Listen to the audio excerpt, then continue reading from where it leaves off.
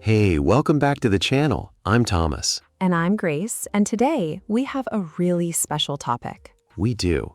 Grace, let me ask you something. Have you ever been through something really hard? Maybe a difficult job, a painful moment in life, a big failure, and then later you look back and thought, wow, how did I survive that? Oh, absolutely. I've had moments like that where I honestly surprised myself. Right. And that feeling, that surprise, that might actually be a sign that you are stronger than you think. And today we are going to talk about 10 signs, 10 real signs that show you are mentally stronger than you realize. This is not about being a superhero. This is about everyday strength, the kind of strength that real people have. People just like you watching or listening right now. So stay with us, because by the end of this conversation, you might just see yourself in a completely different way. Let's get into it. All right, Grace. Sign number 1. And I think this one is going to surprise a lot of people. Tell me. Sign number 1 is you let yourself feel emotions without losing control. Okay, interesting. Say more. So many people think that being mentally strong means you don't cry, you don't get angry, you don't get sad. You just stay calm and cold like a robot. A robot. I love that image. But yeah, a lot of people think that. But actually, it's the opposite. Mentally strong people do feel emotions. They feel sadness, they feel frustration, they feel fear sometimes. But the difference is they don't let those emotions control them. Exactly, Grace. You said it perfectly. They feel it, but they don't become it. There's a difference between feeling angry and acting out of anger in a destructive way. Right. So, for example, if someone says something hurtful to me at work, maybe my colleague criticizes my idea in a meeting, I might feel hurt. I might feel a little embarrassed. Totally normal. That's a human reaction. But a mentally strong person doesn't immediately shout, cry in front of everyone, or go home and give up. They feel the emotion, they process it, and then they respond calmly. Process. That's a great word, Grace. Let's learn that word today. To process an emotion means to sit with it, understand it, and then move forward. Let's say that again. To process an emotion. To process an emotion. Good. And this is a skill. It's not something everyone is born with. It's something you practice and develop over time. You know, Thomas, I used to think that if I cried, it meant I was weak. Oh, I think so many people feel that way. And then I read somewhere that crying is actually a sign that you care and that you're allowing yourself to be human. Beautifully said. Allowing yourself to be human. And being able to feel and then still move forward, that is mental strength. Not the absence of emotion, the management of emotion. I love that. Management of emotion. So listeners, think about this. Do you let yourself feel your emotions, or do you push them down and pretend everything is fine? Great question. Because pushing emotions down doesn't make them disappear. It just delays the reaction. Like a bottle of soda that you shake and shake and shake, and then one day, boom. Perfect example. Don't be a shaken soda bottle, everyone. Let yourself feel things. That's sign number 1. Okay, Thomas, sign number 2. I feel like this one is going to hit close to home for a lot of people. I think so too, Grace. Sign number 2 is you don't need constant approval from others. Ooh, that's a big one. It really is. So approval, let's explain that word first. Approval means when someone accepts you, praises you, or agrees with you.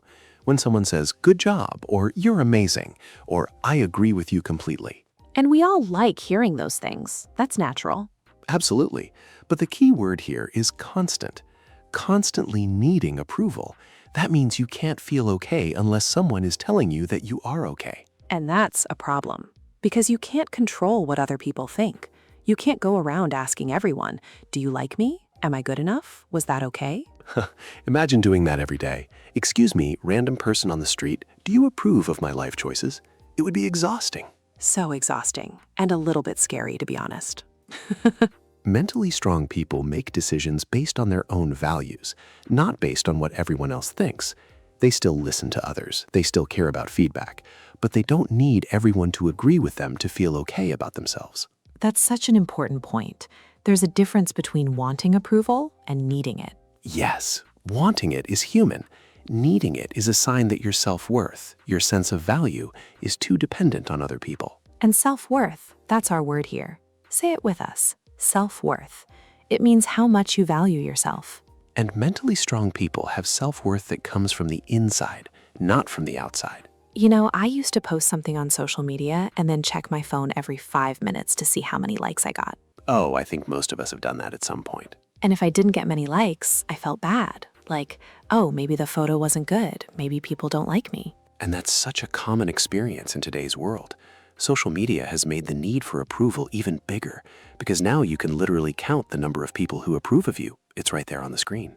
But the happiest people I know are the ones who post something because they want to, and then put their phone down and move on with their day. Exactly. They share because they enjoy sharing, not because they're waiting for validation. Validation, that means confirmation that you are good enough. So, listeners, here's a question to think about. Do you make your decisions based on what you truly believe, or based on what you think others will approve of? That's a really honest question, and it takes real strength to even ask yourself that. Moving on, sign number 3. And Grace, I think this one is really relevant to modern life. What is it? Sign number 3, you can sit with uncertainty and still move forward. Uncertainty. Let's explain that. Uncertainty means not knowing what's going to happen, not having all the answers. And most people, most humans actually, find uncertainty very uncomfortable. We like to know the plan. We like to know the outcome. We like to feel safe and in control. But life is not always like that, is it? Not at all. Life is full of uncertainty. You don't know if the job interview will go well. You don't know if the relationship will work out. You don't know if the business idea will succeed. And a mentally weak response to uncertainty is to become completely paralyzed, to freeze, to not move at all because you're afraid of making the wrong choice. Paralyzed. That's a strong word. What does it mean? Paralyzed means you can't move, like when you're so scared or overwhelmed that you just do nothing. Right, and we've all been there. You have a big decision to make, and instead of making it, you just avoid it. You procrastinate. You wait and wait and wait until the decision is made for you. And mentally strong people, they can feel the discomfort of not knowing. They can sit with that feeling, but they still take a step forward. Maybe not a perfect step, maybe not a confident step, but a step. Because they understand something really important, and that is, waiting for certainty is often just fear with a polite name. Oh, Grace, write that down, everyone. Waiting for certainty is often just fear with a polite name. That's beautifully said. Thank you. I thought about that for a while. Let me give a real-life example. Imagine you want to start learning a new language, maybe English, just like our listeners right now. But you think, I'm not ready. I don't know if I'll be good at it. What if I fail? What if I embarrass myself? And so you wait, and 6 months later, you still haven't started. But the mentally strong person says, I don't know if I'll be perfect, but I'll start anyway. And they start the course. They watch the first video. They say the first sentence, even badly. And that first step, that imperfect, uncertain, slightly scary first step, that is mental strength. Progress over perfection, everyone. That's the mindset. Progress over perfection. Let's all remember that phrase. Thomas, sign number 4, and I feel personally attacked by this one already. Let's hear it then. Sign number 4 is, you set healthy boundaries without guilt. Okay, boundaries. This word is very popular right now. What does it actually mean? Great question. A boundary is a limit that you set in a relationship or a situation. It's a way of saying, this is okay with me and this is not okay with me. For example, a boundary could be saying to a friend, I love you, but please don't call me after 10 at night. I need my sleep. Or saying to your boss, I can help with extra work, but I can't stay until midnight every Friday. Or even saying to yourself, I am not going to spend more than 30 minutes on social media today. That's a boundary with yourself. And the important word in this sign is without guilt. Because many people, especially people who care a lot about others, feel guilty when they say no. Oh, I know that feeling so well. You say no to someone, and then you spend the whole day thinking, did I hurt them? Are they upset with me? Should I have just said yes? And that guilt is exhausting, and it often leads people to say yes, even when they should say no, even when saying yes is harmful to their own mental health. And here's the thing. When you always say yes to everyone, you are often saying no to yourself. Say that again, Grace. That's important. When you always say yes to everyone, you are often saying no to yourself, to your own needs, to your own rest, to your own peace. And mentally strong people understand that saying no is not selfish. It is self-care. Self-care. That means taking care of yourself. making sure your own needs are met. And when you set a boundary clearly, kindly, and firmly, and you don't collapse into guilt afterward, that is mental strength. Now, this doesn't mean you're rude. You can say no with kindness. I'm sorry, I can't help with that right now, but I hope you find someone who can. That's kind, that's clear, that's healthy. And if someone gets very upset because you said no, that's information about them, not a problem with you. Ooh, that's deep, Grace. I'm full of wisdom today, Thomas. You are. Listeners, think about this. Is there an area in your life where you need to set a boundary? At work? In a friendship? In your family? And what's stopping you? All right, Grace, we are at sign number 5, halfway through. And I think this one is the one people need to hear the most. What is it? Sign number 5, you learn from failure instead of running from it. Failure. Oh, that word. People don't like that word. Nobody likes failure. It feels awful. It feels embarrassing. It can make you feel like you're not good enough. But failure is also one of the most powerful teachers in the world. Absolutely. And here's the thing. Everyone fails. Every single person. Thomas Edison failed thousands of times before he invented the light bulb. J.K. Rowling was rejected by 12 publishers before Harry Potter became famous. And Michael Jordan, one of the greatest basketball players of all time, was cut from his high school basketball team. Cut from the team. Can you imagine? Michael Jordan, not good enough for the high school team? And what did he do? He practiced harder. He used that failure as fuel. Fuel. I love that word. Fuel is what makes a car go. And mentally strong people use failure as fuel, as energy to push them forward. But mentally weak people, and I say this gently because we've all been here, mentally weak people run from failure. They avoid trying new things because they're afraid of failing again. Or they try once, fail, and tell themselves, see, I knew I couldn't do it. I'm just not that kind of person. And that story they tell themselves, that becomes more dangerous than the failure itself. The story we tell ourselves. Let's think about that for a moment. After you fail at something, what do you say to yourself? I'm terrible? Or, that was hard. What can I learn from it? The second one is the mentally strong response. And it's not about being positive all the time. It's about being honest and constructive. Constructive. That means useful, building something forward. A constructive response to failure helps you grow. You know, Thomas, when I first started learning a new skill, I won't say what it was, I was absolutely terrible. You have to say what it was now. Fine, cooking. I was a terrible cook. I burned pasta. Who burns pasta? How does one burn pasta? I forgot the water. I put the pasta in the pot and forgot to add enough water. It was a disaster. But I didn't stop cooking. I just paid more attention the next time. And that's the lesson. You don't stop. You adjust. You try again with new information. And now I make a very decent pasta. Thank you very much. So listeners, think of a time you failed at something. What did you learn from it? Not what went wrong.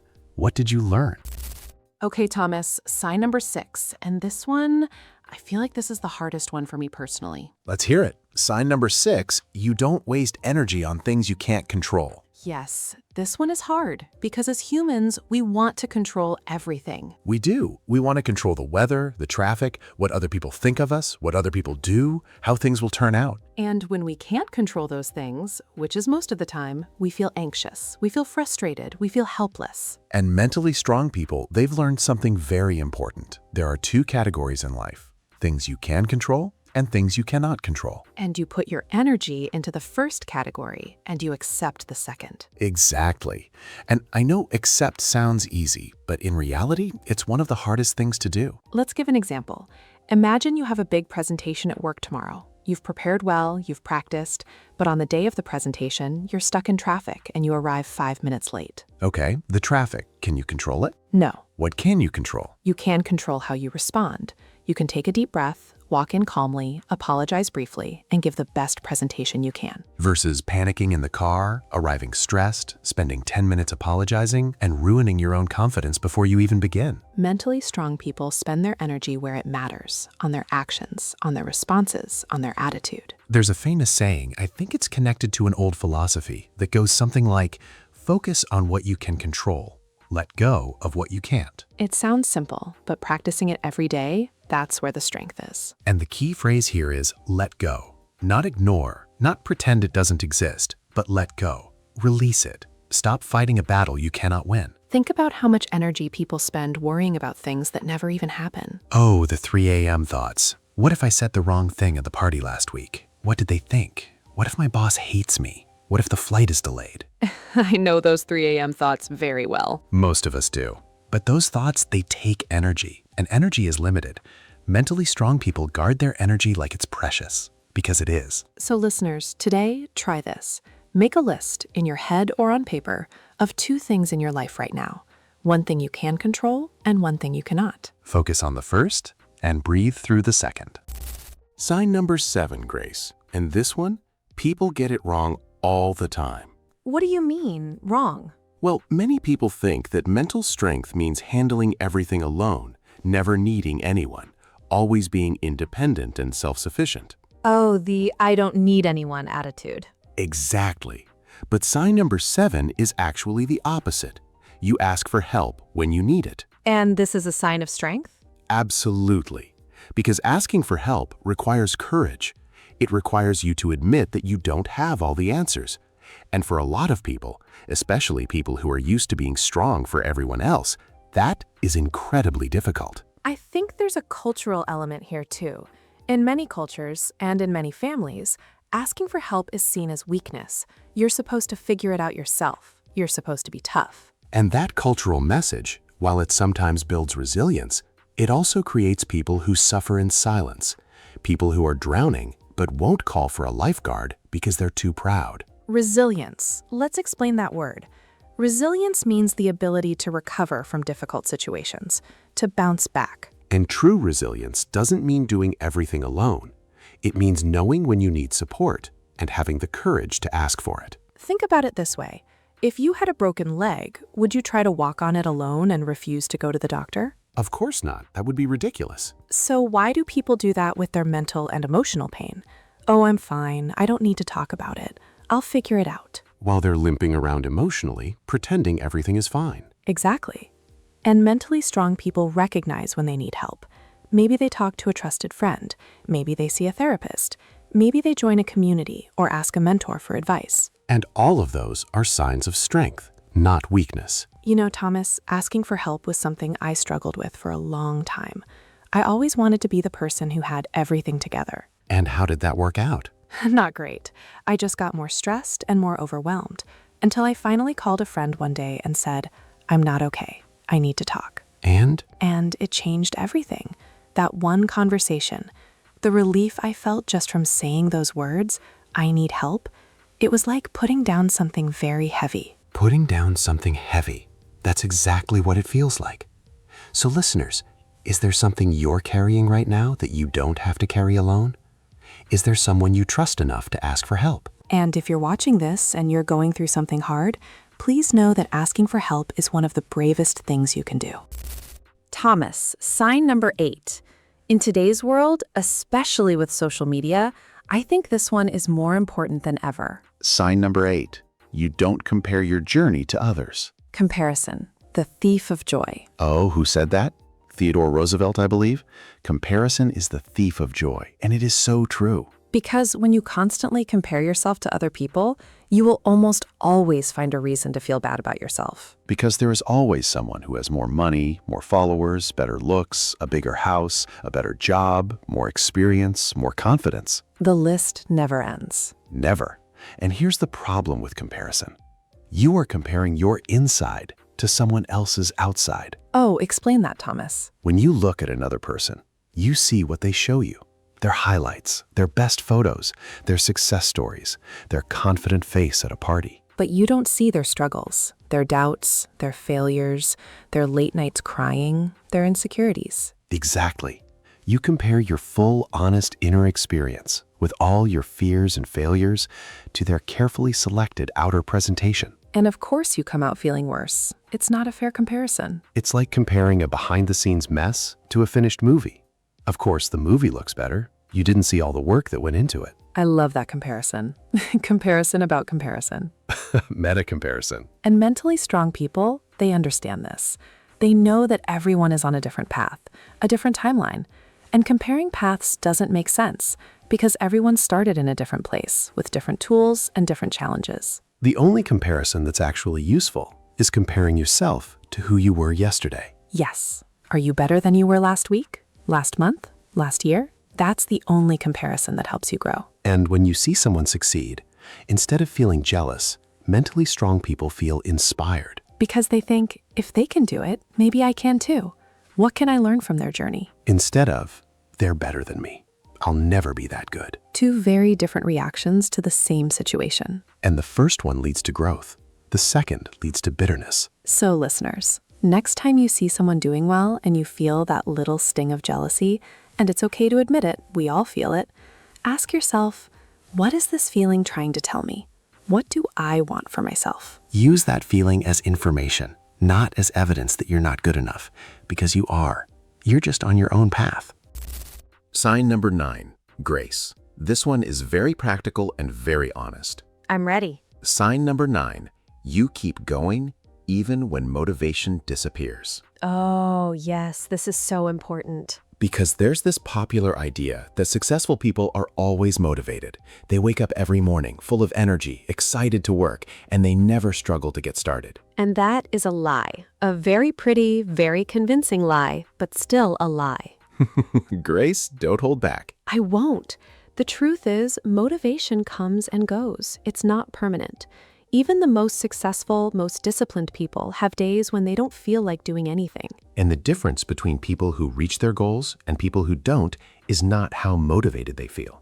It's whether they act even when motivation is low. There's a concept called discipline over motivation, and it means you do the work not because you feel like it, but because you made a commitment, because it matters to you, because you said you would. Discipline over motivation. Let's say that slowly. Discipline over motivation. And discipline doesn't mean being harsh with yourself. It doesn't mean punishing yourself when you miss a day. Right. It means building habits that carry you forward, even on the days when your feelings don't. Let me give you an example. Someone who wants to learn English, like our listeners, might feel very motivated on day 1. They're excited. They watch videos. They study for 2 hours. And then 2 weeks later, life gets busy. They're tired. They have work. They have problems. And they think, I don't feel motivated today. I'll start again tomorrow. And tomorrow turns into next week. And next week turns into next month. But the person who is mentally strong says, I don't feel like it today, but I'll spend 15 minutes. Just 15. I can do 15 minutes. And they do. And sometimes those 15 minutes turn into an hour. And sometimes they really are just 15 minutes, but they showed up. And showing up consistently, imperfectly, is what builds real progress. Consistently means regularly, again and again over time. And imperfectly means not everything has to be perfect. Consistent, imperfect action beats perfect action that never happens. Say that again, Thomas. That's gold. Consistent, imperfect action beats perfect action that never happens. So listeners, if you've been waiting to feel motivated before starting something, your sign to start is right now, not when you feel ready. Now. Thomas, we've made it. Sign number 10, the last one. And I want to start by saying this one might be the most beautiful. I agree. Sign number 10, you can be genuinely happy for others without feeling less about yourself. This one is so important and so rare. It is, because genuine happiness for someone else's success, without any bitterness, without jealousy, without secretly wishing it was you instead, that requires real emotional security. Emotional security. Let's explain that. Emotional security means you feel stable and safe within yourself. You don't need others to fail so that you can feel successful. Because some people, unconsciously, not intentionally, feel a tiny bit better when someone around them is struggling. Not because they're bad people, but because it temporarily removes the comparison pressure. Right. If everyone around me is struggling, then my struggles feel normal. But when someone around me succeeds, I'm suddenly reminded of where I haven't gotten yet. And that's a painful place to be, and it often leads to subtle jealousy, or gossip, or dismissing other people's success. Oh, they only got that job because of connections. She's not that talented. She just got lucky. He's successful now, but wait, it won't last. And those thoughts, those small bitter comments, they don't hurt the other person. They hurt you, because they keep you in a mindset of scarcity. Scarcity.